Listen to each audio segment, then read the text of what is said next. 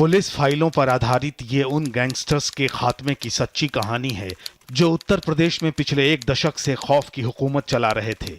हमारी investigative series के सभी किरदार असली हैं। इसमें किसी भी फिल्मी सीन का इस्तेमाल नहीं किया गया है। हर घटना, जगह और समय को जीने वाले पात्रों से बातचीत और गवाही के आधार पर यह पड़ताल की गई है। हमारा मकसद किसी भी दल, व्यक्ति, पार्टी, धर्म, समुदाय या सियासी जमात की भावनाओं को ठेस पहुंचाना नहीं है, बल्कि हमारी कोशिश है कि उन गैंगस्टर्स के एनकाउंटर की सच्ची कहानी दर्शकों तक पहुंचे जिनकी दहशत से पश्चिमी उत्तर प्रदेश कांप रहा था।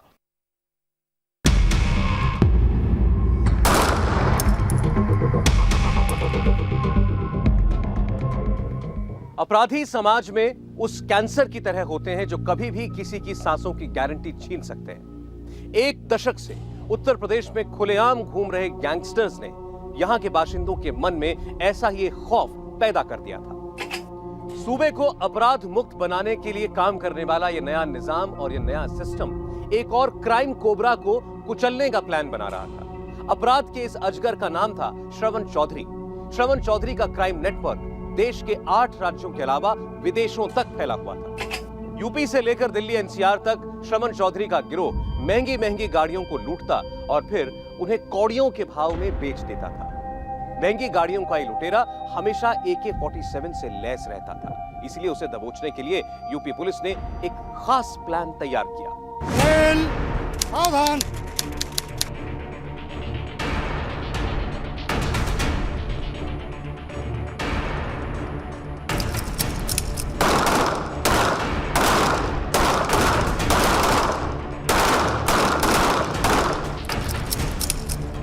AK-47 वाले उस गैंगस्टर को पकड़ने के लिए जरूरी था कि स्पेशल टीम का निशाना एकदम सटीक हो।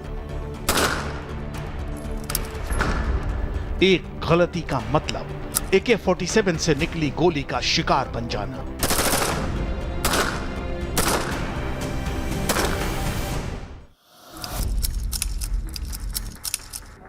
रफ्तार पर सवार उस गैंगस्टर ने 8 राज्यों में पुलिस की नींद उड़ा रखी थी।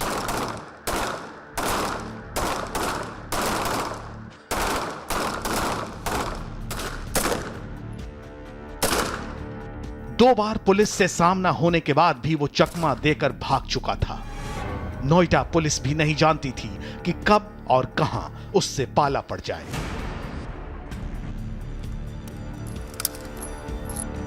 लिहाजा कई बार स्पेशल टीम को टारगेट प्रैक्टिस कराई गई। मकसद था कुख्यात सरगना को पकड़ने का फुल प्रूफ प्लान तैयार करना। बचपन में जो लड़का बच्चों को नकली पिस्तौल से डराया करता था, लग्जरी गाड़ियों में घूमने के ख्वाब देखता था, कॉलेज के दिनों में डॉन बनने की एक्टिंग करता था, एक रोज वो लड़का हकीकत में जुर्म की राह पर निकल पड़ा। लकड़ी की पिस्तौल तमंचे में बदली और तमंचा AK-47 में। श्रवण ने दिल्ली एनसीआर में कार लूट की इतनी वारदातों को अंजाम दिया कि लोग सड़कों पर गाड़ियां लेकर निकलने में डरने लगे। 40 लाख की ऑडी का सौदा 3 लाख में, 28 लाख की फॉर्च्यूनर की डील 2 लाख में, 19 लाख की SUV 1.5 लाख में, 12 लाख की होंडा सिटी कार 1 लाख में।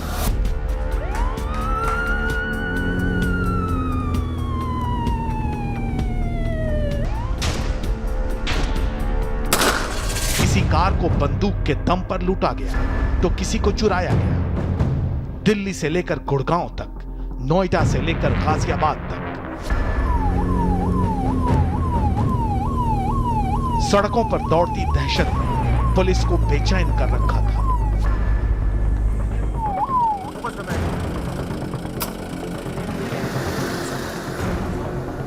पुलिस लूट की वारदात को सुलझाने में एड़ी चोटी का जोर लगा रही थी, लेकिन कार को जमीन निगल जाती या आसमान खा जाता, पता ही नहीं चलता।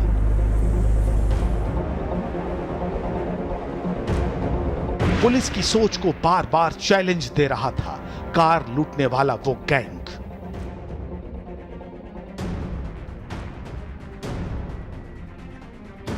देश की राजधानी और उसके आसपास लग्जरी कारें बिल्कुल महफूज नहीं थी। अखबारों में लूट की वारदात सुर्खियां बनती जा रही थी। नोएडा में दिन दहाड़े गन पॉइंट पर कार लूटी गई। गाजियाबाद में कारोबारी की कार छीन ली गई। नोएडा में जीआईबी के बाहर से इनोवा कार लूट ली गई। दिल्ली में एक बिजनेसमैन से ऑडी लूट ली गई।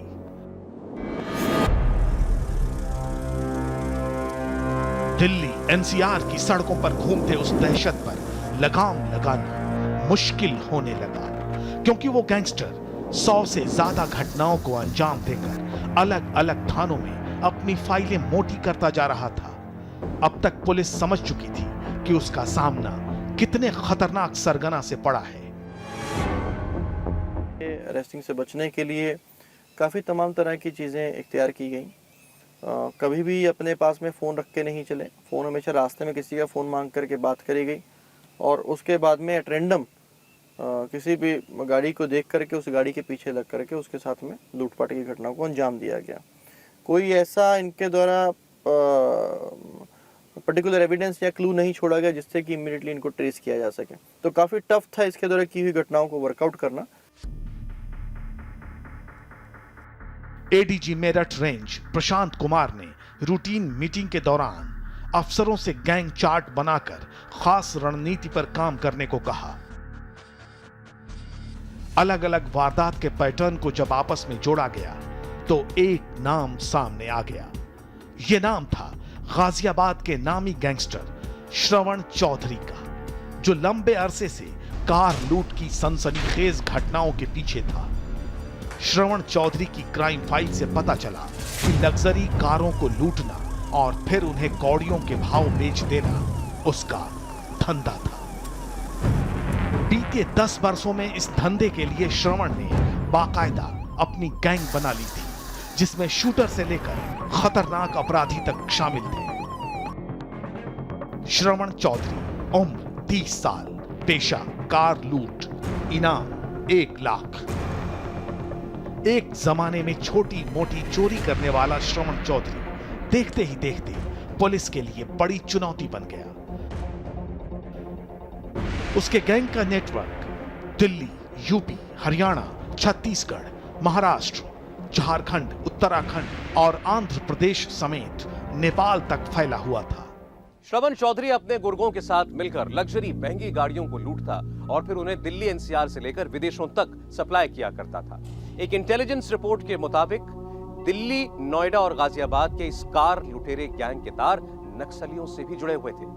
नक्सलियों की डिमांड पर श्रवण चौधरी महंगी लग्जरी गाड़ियों को लूटा करता और यही नक्सली उसे AK-47 जैसे खतरनाक हथियार सप्लाई किया करते। जो AK-47 है इसके पास से जो बरामद हुई तो उससे ये डेफिनेटली संदेह ये गया कि ये किसी न किसी बड़े गैंग्स के साथ में एसोसिएटेड है, जुड़ा हुआ है और काफ़ी संगीन वारदात इनके द्वारा की गई हैं। तो कुछ जानकारियाँ इसमें जुटाई गई जिसमें ये भी बात निकल कर के आई कि शायद इसके कुछ नक्सली कनेक्शंस भी थे, जिससे कि इसके वेपन्स का आदान प्रदान होता रहा। अलग अलग थानों में श्रवण गैंग के कहर की शिकायतों की बाढ़ आ गई। अभी पुलिस कोई बड़ा कदम उठाती उससे पहले ही श्रवण गैंग ने सारी हदें पार कर ली। चंद घंटे के दरमियान कार लूट की 2 बड़ी घटनाओं को अंजाम दे डाला। वो तारीख थी 31 अक्टूबर 2017। श्रवण गैंग ने चंद घंटे के अंदर नोएडा के अलग अलग इलाकों में कार लूट की 2 सनसनीखेज वारदात को अंजाम दिया। नोएडा के सेक्टर 67 में एर्टिगा कार लूटी और फिर लूटी हुई कार में सवार होकर नोएडा के सेक्टर 18 में इनोवा को हाईजैक कर लिया। करीब 3 घंटे तक ड्राइवर को बंधक बनाकर वो कार में ही घूमता रहा और फिर ड्राइवर को गाजियाबाद के राजनगर एक्सटेंशन में फेंक कर भाग निकला। श्रवण गैंग ने एक बार फिर यह साबित कर दिया कि वो नोएडा पुलिस से ज्यादा स्मार्ट है।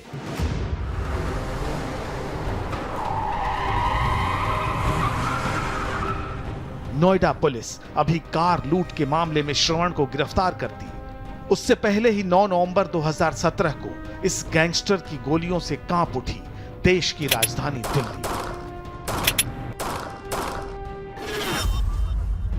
श्रवण ने राशिद नाम के शख्स की सरेआम हत्या कर दी।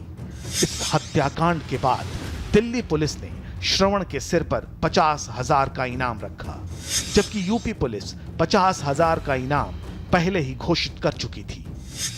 ये दिल्ली के अंदर जो है ये उस पे जमानत पे चला था, पेरोल करवा के आया था, पेरोल ये फान गया था, पार करके चला गया था, भग गया था। ये हमें जब पता चला कि ये मसला है तो हम डरे हुए थे, क्योंकि जो आदमी भागा हुआ है कभी भी हमारे घर पे कोई भी हादसा कर सकता है। तो हमने जो है फौरन ही जो है देश के प्राइम मिनिस्टर, होम मिनिस्टर, मानवाधिकार आयोग, उपराज्यपाल, सबको हमने लेटर लगाए कि भाई ऐसा ऐसा मामला, ये आदमी व्यक्ति भागा हुआ, जिसे दिल्ली पुलिस से प्रार्थना है कि इस व्यक्ति को, श्रवण को गिरफ्तार किया जाए। उसका भाई पवन पहले से गिरफ्तार है। श्रवण ने देश की राजधानी दिल्ली में सनसनीखेज हत्याकांड को अंजाम दिया था, और तो और हत्या के बाद श्रवण लगातार उस परिवार को गवाही से पलटने के लिए धमका रहा था। आज भी हमारा पूरा परिवार सहमा हुआ, डरा हुआ है। आज भी आप जाके देख लीजिए कि हमारे दरवाजों पे आज भी पुलिस की बैरियर लगी हुई है। और आप ये अंदाज लगा लें, आज 13 महीना होने जा रहा, 13 महीने से एक दिन कोई ऐसा नहीं जहां कम 150 आदमी 24 घंटा राशिद के भाई के हिफाजत के लिए बैठे रहते। डर क्या है कि जो आदमी 4 आदमी 5 आदमी लेके हमारे घर के सामने खड़े होके हमारे बच्चे को मार सकता है, तो हो सकता है कि इसके आइड साइड में जो लोग होंगे, उसके जानने वाले दोस्त, यार कहीं ऐसा ना हो कि मेरे बच्चे पे, दूसरे वाले भांजे पे हमला कर दें। इसलिए हम लोग रात भर आज भी जागते हैं। ऐसे में श्रवण को सिर्फ यूपी पुलिस ही नहीं बल्कि दिल्ली पुलिस भी सरगर्मी से तलाशने लगी। नोएडा पुलिस ने मुखबिरों को श्रवण के पीछे लगा दिया। 15 नवंबर 2017 को ग्रेटर नोएडा के बिसरख में गैंगस्टर श्रवण चौधरी से पुलिस का आमना सामना हुआ, लेकिन वो चकमा देकर भागने में कामयाब हो गया। हालांकि पुलिस ने श्रवण के गुर्गे इरफान, रोहित और विशाल को धर दबोचा। गैंगस्टर के गुर्गों की निशानदेही पर नोएडा सेक्टर 65 से लूटी गई एर्टिगा, लोनी से स्कॉर्पियो और बिसरख से लूटी गई वर्ना कार भी बरामद कर ली गई। पूछताछ में श्रवण के गुर्गों ने पुलिस को बताया कि वो फर्जी कागजात बनवाकर कार को बेच देते थे। दिल्ली एनसीआर से 100 से ज्यादा कारें लूटी जा चुकी थी। 2015 में हरियाणा पुलिस ने भी 29 कारें बरामद की थी।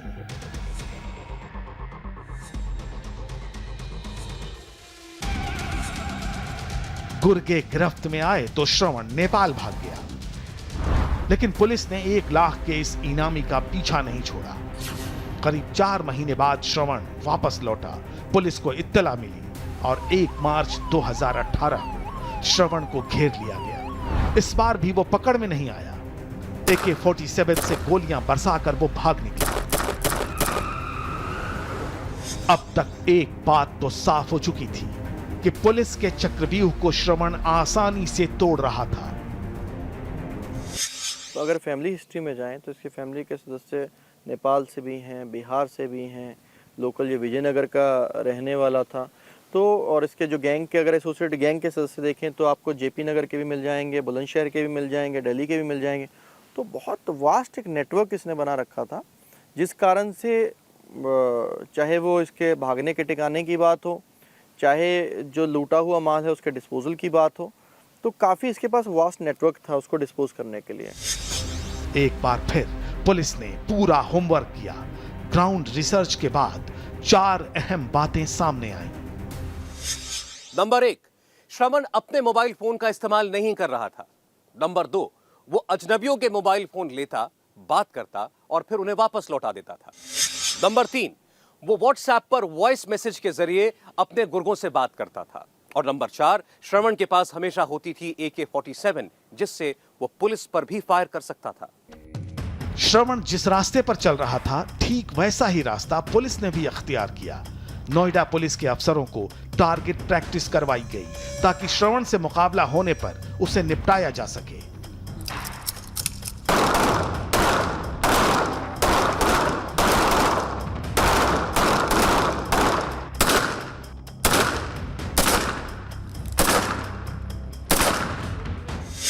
जिस तरह से ऑर्गेनाइज्ड क्रिमिनल्स हैं, प्रोफेशनल क्रिमिनल्स हैं, वो तरह तरह के मॉडर्न वेपन्स का इस्तेमाल करते हैं। तो इस चुनौती से निपटने के लिए पुलिस बल तैयार रहे, इसलिए पुलिस फोर्स को रेगुलर इस तरह की फायरिंग प्रैक्टिसेस हम लोग कराते रहते हैं। इस रणनीति के दौरान ही एक चौंकाने वाली बात भी सामने आई। श्रवण चौधरी हर वारदात के लिए नए लड़कों का इस्तेमाल करता था। ये ऐसे लड़के होते जिनसे पहले श्रवण दोस्ती करता और फिर गन पॉइंट पर वारदात को अंजाम देने के लिए उन्हें तैयार करता।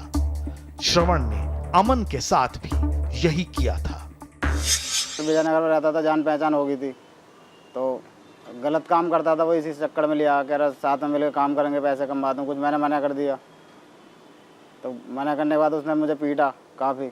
पीटने के बाद फिर उसने छत पे से गिर दिया, मुझे पैर टूट गया। घर वालों को धमकी दी थी, पापा जी यहाँ न बेटा काम करते हैं, वहाँ भी गया था, कह रहा मार दूंगा, सब ये कर दूंगा। 1 लाख रुपए का इनामी बदमाश श्रवण चौधरी एक बेहद शातिर दिमाग क्रिमिनल था।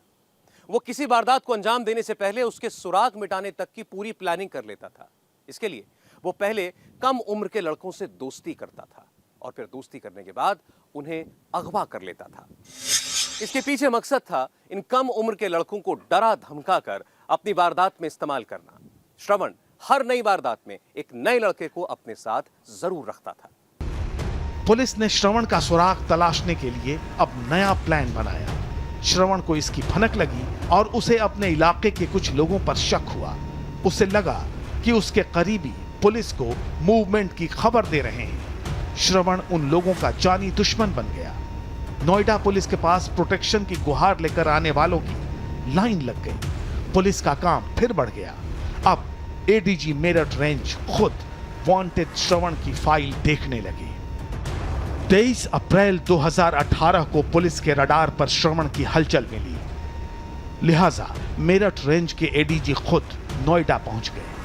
एक छोटी सी गलती भारी पड़ सकती थी, लेकिन इस बार पुलिस ने उस गलती की गुंजाइश ही नहीं छोड़ी। वहाँ पर एक्सचेंज ऑफ फायर हुआ, जिसमें कि एडीजी जोन सर थे, मैं वहाँ पर मौके में था, हमारी क्राइम ब्रांच की टीम थी वहाँ पर, एसएचओ फेज 3 थे। काफ़ी पुलिस का हमला था, लेकिन वेपन्स काफ़ी सोफिस्टिकेटेड थे, जिसके कारण से काफ़ी एक्सचेंज ऑफ फायर वहाँ पर हुआ। तो काफ़ी दुर्दांत अपराधी था और उसके बारे में काफ़ी सटीक सूचना थी, और जिस दिन ये सूचना मिली थी उस दिन काफ़ी प्लानिंग के साथ हम लोगों ने उसकी घेराबंदी की थी।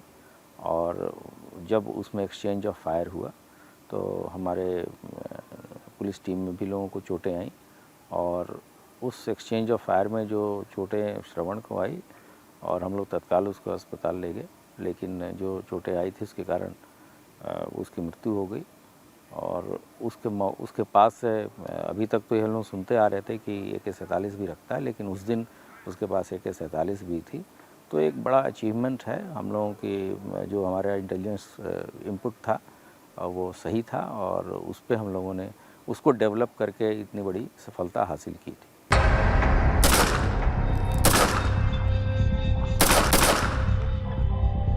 एनकाउंटर हुआ और इसमें 1 लाख का इनामी श्रवण चौधरी मारा गया। इस तरह दिल्ली NCR और पश्चिमी यूपी के सबसे कुख्यात कार लुटेरे का खात्मा हो गया। श्रवण गैंग के ज्यादातर गुर्गे या तो अब सलाखों के पीछे हैं या फिर पुलिस उन्हें तलाश रही है। श्रवण के खात्मे के साथ ही नोएडा और गाजियाबाद में कार लूट की घटनाओं पर ब्रेक लग गया। इसके पीछे मकसद था इन कम उम्र के लड़कों को डरा धमका कर अपनी वारदात में इस्तेमाल करना। श्रवण हर नई वारदात में एक नए लड़के को अपने साथ जरूर रखता था। अभी आपने देखी कार लुटेरे गैंगस्टर श्रवण चौधरी के खात्मे की कहानी। आगे बात उस गैंगस्टर की जो जेल से चला रहा था अपने जुर्म की सल्तनत। जारी है गैंगस्टर का एनकाउंटर।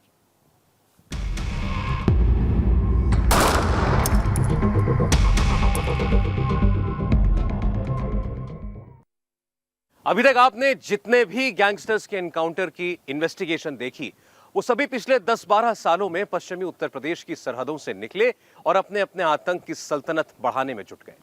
लेकिन इन सारे कुख्यात चेहरों को एक ही नर्सरी से दहशत का खाद और पानी मिला। आतंक की नर्सरी चलाता था मुकीम काला। वो मुकीम काला जो इस वक्त सलाखों के पीछे है। मुकीम काला पश्चिमी उत्तर प्रदेश में गुनाह का सबसे बड़ा नाम हुआ करता था। उसके पास कम से कम 100 शार्प शूटर्स की फौज थी जो आगे चलकर अपने अपने गैंग चलाने लगे। लेकिन मुकीम काला की कहानी क्या है, वो कैसे और कब दबोचा गया, कैसे मुकीम काला की दहशत ने कैराना की फिजाओं में जहर घोल कर रखा था, देखिए चौंकाने वाली एक पड़ताल।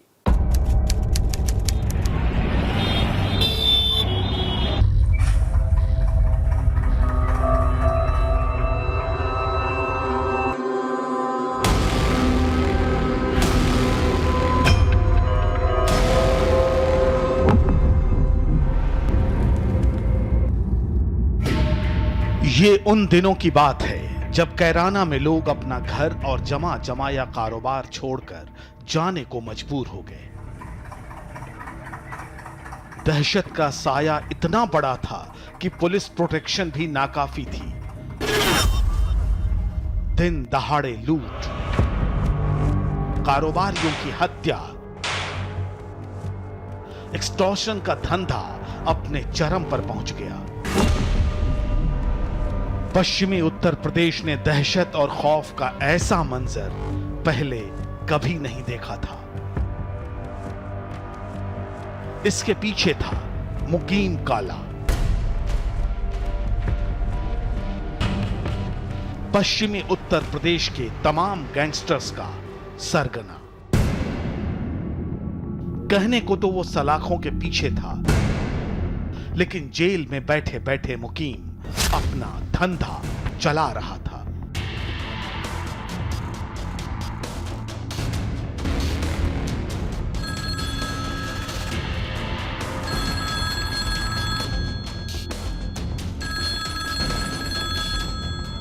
कैराना के एक खास समुदाय को मुकीम की कंपनी अपने दहशत तले कुचल रही थी। करीब 200 से ज्यादा गुर्गे उस सरगना के गुनाह की सल्तनत को फैलाने में जुटे थे। गन्ने की मिठास के लिए मशहूर पश्चिमी उत्तर प्रदेश की फिजाओं में अब बारूद की दुर्गंध पूरी तरीके से घुल चुकी थी। 10 सालों में मानिए पूरे क्षेत्र में गैंगस्टर्स की बाढ़ आ गई थी। 2017 में यूपी की सत्ता बदली और साथ ही बदला उत्तर प्रदेश पुलिस का जंग लगा सिस्टम। मुकीम काला के खिलाफ एक अभियान छेड़ दिया गया, लेकिन नामुमकिन से मुमकिन तक के इस सफर को यूपी पुलिस ने कैसे तय किया, उससे पहले देखिए क्या कहता है मुकीम काला के जुर्म का बही खाता। मुकीम ने पहला क्राइम साल 2010 में किया, जब वो सिर्फ 19 साल का था। पानीपत में उसने 18 लाख रुपए लूटे। इसके बाद जेल गया और यहीं से उसके गैंगस्टर बनने की कहानी शुरू हो गई। जेल में काला की मुलाकात गैंगस्टर मुस्तफा कग्गा से हुई। बाद में कग्गा का एनकाउंटर हुआ और मुकीम उसी गैंग का सरगना बन गया।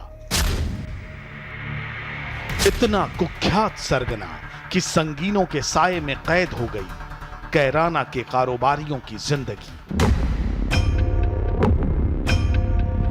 ये कैराना के विनोद सिंघल की दुकान है, जिन्हें इसी काउंटर पर मुकीम काला गैंग ने मौत के घाट उतार दिया था। 16 अगस्त 2014 दिन दहाड़े अज्ञात वाहनों द्वारा भाई को जो है गोलियों से भून दिया गया। कुछ लोगों की 2 साल में एक मर्डर हो गया था यहाँ। अपराध बहुत जबरदस्त है, प्रशासन का कोई लगाम नहीं है उस पर। इस हत्याकांड के बाद मुकीम की दहशत चरम पर पहुंच गई।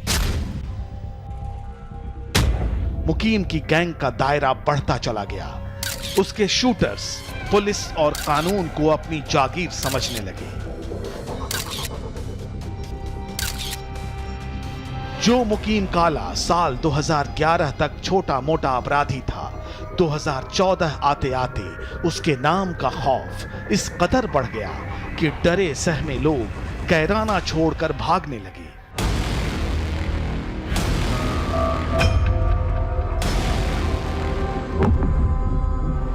मुकीम काला ने केवल उत्तर प्रदेश ही नहीं बल्कि हरियाणा और राजस्थान तक में वारदातों को अंजाम दिया। मुकीम काला लोगों के दिलों में अपनी दहशत घर कर देना चाहता था उसके ऊपर हत्या, अपहरण, जबरन वसूली, फिरौती के 50 से ज्यादा मुकदमे दर्ज थे, जिनमें से 4 पुलिस वालों की हत्या के थे। साफ है, मुकीम काला के जुर्म का साम्राज्य बेइंतहा बढ़ चुका था। 2017 में उत्तर प्रदेश में नई सरकार बनी और संगठित अपराध के खिलाफ ऑपरेशन शुरू किया गया।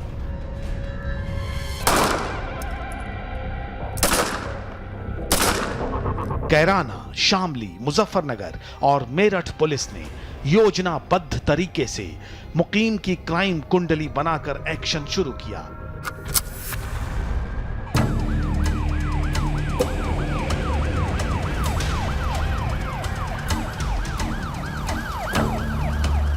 उन लोगों को पुलिस प्रोटेक्शन दी गई जिन्हें मुकीम गैंग से खतरा था, क्योंकि एक तरफ कारोबारियों से जबरन वसूली हो रही थी तो दूसरी तरफ गवाहों पर जानलेवा हमले हो रहे थे।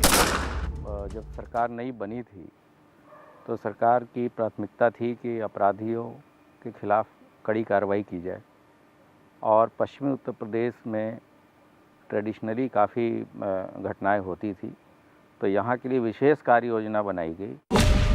मुकीम काला जेल गया तो उसके प्यादे राज चलाने लगे। इसमें सबसे ज्यादा खूंखार था मुकीम काला का राइट हैंड फुरकान अंसारी। मुकीम के खौफ को खत्म करने के लिए जरूरी हो गया कि पहले उसके गुर्गों पर लगाम लगाई जाए। इसी साल 8 अप्रैल को उत्तर प्रदेश पुलिस ने बड़ी कार्रवाई करते हुए फुरकान अंसारी की घेराबंदी की। शामली में फुरकान का एनकाउंटर हुआ। उसे 5 गोलियां लगी। उसके बाद एक एक कर मुकीम काला गैंग के शार्प शूटर्स की धरपकड़ तेज हो गई।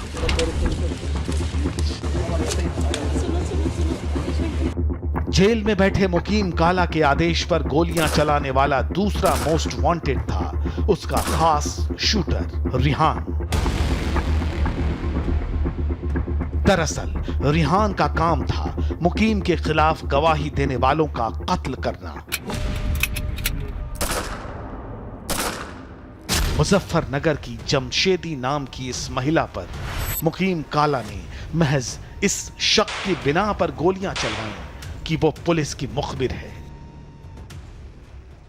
वे मेरे से कहने लगे, इनको आजकल पुलिस की बहुत मुखबरी करती है, पुलिस में बहुत बैठती है, आज तुझे मजा चखाऊंगी।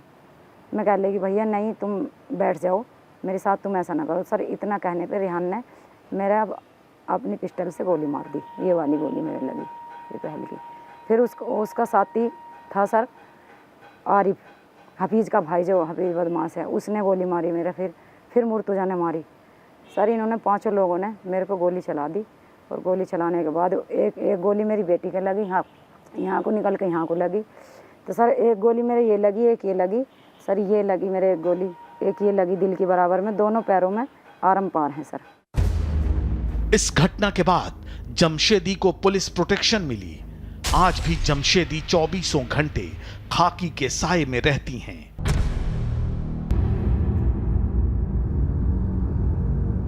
मगर पुलिस सुरक्षा के बावजूद मुकीम के शूटर्स जमशेदी पर घात लगाकर अटैक करते रहे।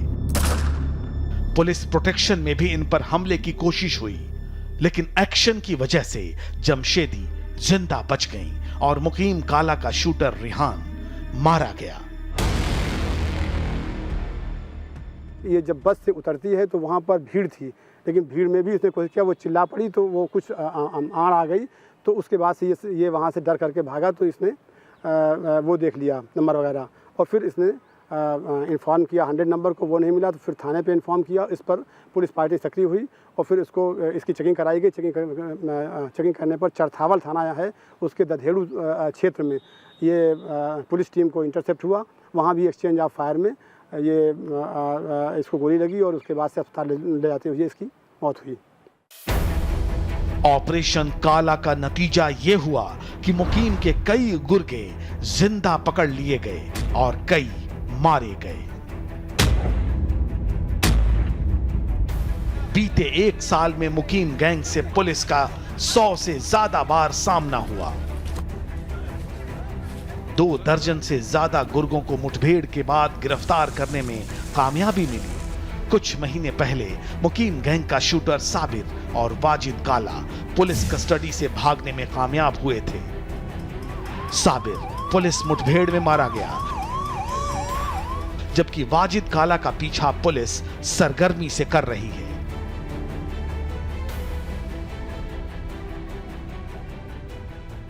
ये जो लोग जेल में हैं उनकी गतिविधियों पर और इनके जो गैंग मेंबर बाहर हैं, बस सब पे काफ़ी सघन दृष्टि से पुलिस कार्य कर रही है और जितने भी दुर्दांत अपराधी हैं सभी पुलिस की टारगेट में हैं। और इस पे हमारी जो अन्य स्पेशलाइज एजेंसी हैं वो यूपी की, वो भी काम कर रही हैं और ये सभी लोग कानून के दायरे से बच नहीं पाएंगे और जेल के सलाखों के पीछे होंगे। बहुत जल्द हम लोग इस पर कार्रवाई करेंगे। पुलिस के ताबड़तोड़ एक्शन का ही नतीजा है कि 1 साल पहले पश्चिमी उत्तर प्रदेश में दहशत का सबसे बड़ा नाम बन चुका गैंगस्टर मुकीम काला अब सलाखों से बाहर नहीं आना चाहता। जिस खूंखार चेहरे ने अपनी बंदूक के दम पर पश्चिमी यूपी में जुर्म की अच्छी खासी कंपनी खड़ी कर ली, उसे अब यूपी पुलिस से डर लगता है। पिछले 1 साल में पश्चिमी उत्तर प्रदेश में कई कुख्यात गैंगस्टर्स का नामो निशान मिटा दिया गया। पश्चिमी उत्तर प्रदेश को मुकीम काला एंड कंपनी के आतंक से तो आजादी मिल गई, लेकिन एक गैंगस्टर सुशील मूच आज भी पुलिस से भागा भागा फिर रहा है।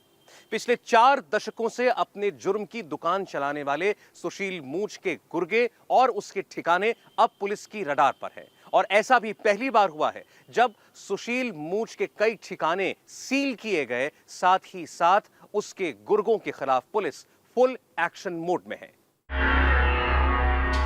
सुशील मूच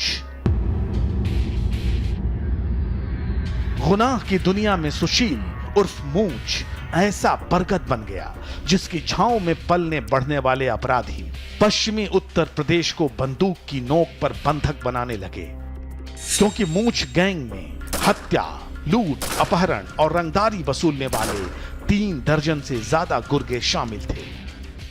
इनके शूटर्स विभिन्न जिलों में और कई बार विजिबल कई बार इनविजिबल, ये यहाँ बैठे बैठे किसी भी जेल में जाते हुए बदमाश की अपने विरोधी की हत्या करा दें, यहाँ पर बैठे बैठे ये हरियाणा में करवा दें, पंजाब में करवा दें, इतने पोटेंशियल ये सब गैंग्स हैं। मेरठ के परतापुर इलाके में सुशील मूच की दहशत का सबूत हैं ये तस्वीरें।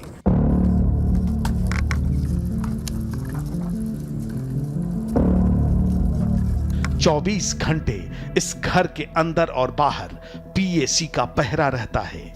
छोटे बच्चे पुलिस चौकसी में ही 4 दीवारी से बाहर कदम रखते हैं। संगीनों के साये में इन बच्चों का बचपन गुजरता है।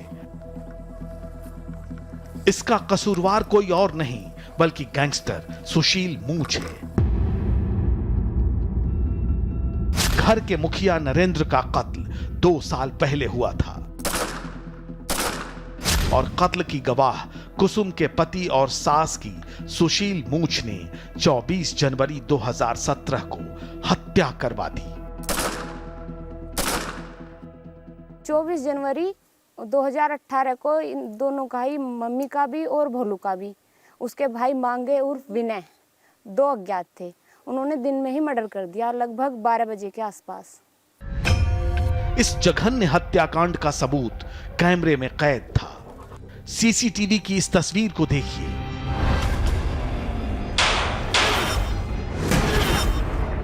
इस तस्वीर ने मेरठ ही नहीं समूचे उत्तर प्रदेश के लोगों में खौफ भर दिया। दोहरे हत्याकांड के बाद सूबे के लॉ एंड ऑर्डर पर सवाल उठने लगे, क्योंकि गैंगस्टर सुशील मूच ने पुलिस को खुला चैलेंज दिया था। पुलिस ने सीसीटीवी फुटेज की मदद से आरोपियों की शिनाख्त शुरू की। पता चला कि घटना को अंजाम देने वाला कोई और नहीं बल्कि सुशील मूच का शार्प शूटर विकास जाट था।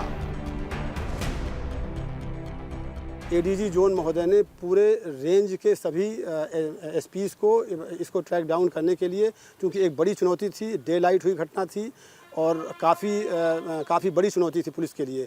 और उसमें मुख्य बात ये थी कि सुशील मूछ जो एक बड़ा कुख्यात नाम, एक कुख्यात माफिया, एक कुख्यात अपराधी पश्चिमी उत्तर प्रदेश का रहा है, जिस पर 2 लाख का इनाम रह चुका है, ये उसका शूटर था।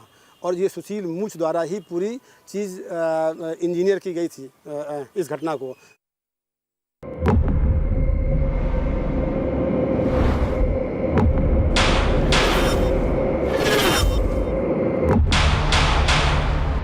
हत्याकांड के आरोपियों की पहचान हो गई। क्राइम ब्रांच, एसआईटी और लोकल पुलिस की कई टीमों को विकास जाट के पीछे लगा दिया गया।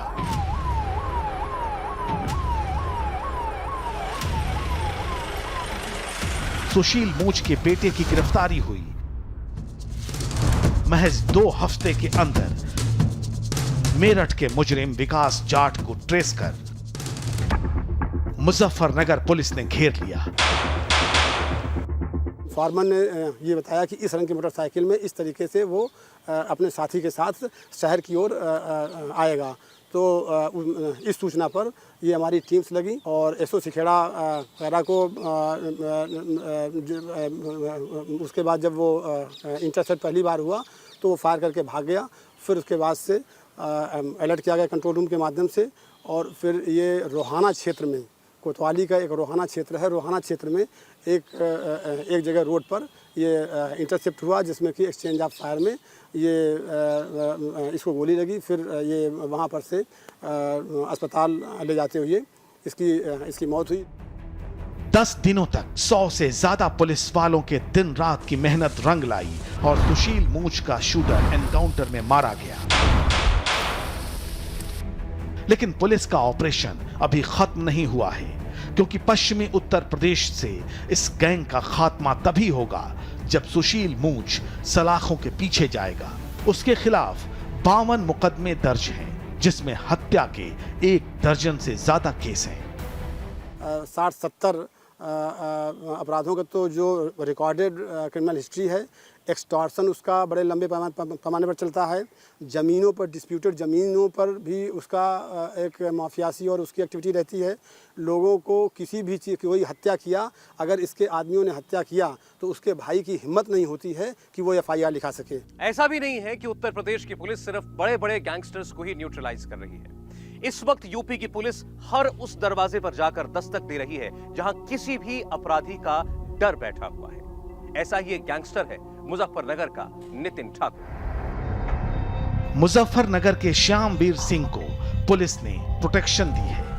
ये पहरा घर की 4 दीवारी के अंदर से लेकर बाहर तक रहता है।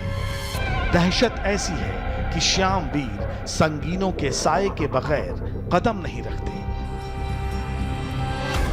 ये तब है जब पुलिस हर वक्त श्यामवीर के साथ चलती है। इस दहशत, इस खौफ की कहानी खुद श्यामवीर सुनाते हैं। सबने मिलकर धमकी देकर पिताजी को फैसला करो नहीं तो मार देंगे, फैसला करो नहीं तो मार देंगे। 26 जनवरी को पिताजी ने फैसले से कह दिया कि सामाजिक तौर पर मैं फैसला कर लूँगा, वैसे नहीं करने का। कानूनी लड़ाई है, कानूनी लड़ाई लड़ूंगा मैं। तो फिर 26 जनवरी में वही इस प्रोग्राम था, स्कूल से घर लौटते हुए 4 शूटरों ने जो है योगिंदर और जो है सोनू, मोनू का भाई सोनू, इन्होंने 2 अन्य थे, एक उसका भाई था देविंदर, उन्होंने मेरे पिताजी की हत्या कर दी है। छोटी सी चुनावी रंजिश खूनी इंतकाम में बदल गई और उसी इंतकाम में श्यामवीर के अपने गैंगस्टर नितिन ठाकुर की गोलियों का शिकार हुआ। कातिल इनके घर में 2 लाशें बिछा चुके हैं। श्यामवीर को गवाही से रोकने के लिए इन पर जानलेवा हमले तक किए जा चुके हैं। इसीलिए पूरा परिवार घर की 4 दीवारी में कैद रहता है। अभी जो है धमकी आओ जाओ, फैसला करो नहीं तो मार देंगे। अब 3 पुलिस वाले 2 थाने से एसओ साहब ने दे रखे, 1 लाइन सेकंडर मिला हुआ। अब भी बार बार धमकी मिलती रहे। घर में कैद होकर रह गया हमारा पूरा परिवार। तहस नहस कर दिया हमारा सारा परिवार, जो है भाई मार दिया, पिताजी मार दिया हमारा। जो ये कहानी थी। अब भी जेल में से बार बार फैसला करो नहीं तो मार दिया जाएगा। हत्या के आरोप में पुलिस ने गैंगस्टर नितिन ठाकुर और सोनू गुर्जर की तलाश शुरू की। कई महीने की मेहनत रंग लाई और श्याम वीर के गुनहगारों से पुलिस का सामना हुआ। मुजफ्फरनगर पुलिस ने सोनू और नितिन दोनों को घेर लिया। टीम एक्टिवेट हुई और वहाँ पर गन्ने के खेतों के बीच में से, चूँकि वहाँ पे अगर के ये मोटरसाइकिल में 3-4 बदमाश थे, तो ये जब वहाँ पुलिस पार्टी पहुँची तो उसमें भी एक्सचेंज ऑफ फायर में ये बदमाश मारा गया था और 2-3 बदमाश भागने में सफल रहे थे। सोनू गुजर उसमें भाग गया था मौके से। नितिन ठाकुर मारा गया जबकि सोनू भागने में कामयाब रहा। पुलिस आज भी गैंगस्टर सोनू के पीछे लगी है। पश्चिमी उत्तर प्रदेश में दशकों से जारी संगठित क्राइम के खिलाफ ये पुलिस के ताबड़तोड़ एक्शन का ही नतीजा है कि अपराधी खुद सरेंडर कर सलाखों के पीछे जाना चाहते हैं। हम लोगों ने काफ़ी सफलता अर्जित की है, लेकिन अभी हमारे लिए काफ़ी हमारे लिए कार्य करना बाकी है और इसके लिए ही हम लोग अब कटिबद्ध हैं कि एक कोऑर्डिनेटेड एफर्ट्स करके और अपनी जितनी भी सिस्टर एजेंसीज़ हैं उनसे तालमेल बना के जितने भी इस तरह के सफ़ेद पोश माफिया हैं उनके विरुद्ध कार्रवाई करें। अब लोगों में एक विश्वास की भावना पुलिस के प्रति जागृत हुई है और हमने देखा है कि लोग अब इसकी तारीफ करने लगे हैं और जहां तक अपराधियों में भय का वातावरण है, वो सचमुच में वो विश्वास दिलाने में जो सही शरीफ लोग हैं उनके प्रति विश्वास जो होना चाहिए पुलिस का, उसको दिलाने में काफी सफल रहा है। पुलिस की फाइलों पर आधारित ये एक सच्ची कहानी थी उन गैंगस्टर्स के खात्मे की जो एक दशक से पूरे उत्तर प्रदेश में अपने जुर्म की, अपने खौफ की हुकूमत चला रहे थे। इस इन्वेस्टिगेटिव सीरीज के दौरान आपने जितने भी किरदार देखे वो सब के सब असली हैं। हमारी कोशिश सिर्फ ये थी कि इन गैंगस्टर्स के खात्मे की, इनके एनकाउंटर की वो सच्ची कहानी आप तक पहुंचे जो आपके लिए जानना बहुत जरूरी है, क्योंकि ये गैंगस्टर्स सभ्य समाज के लिए कैंसर बन चुके थे।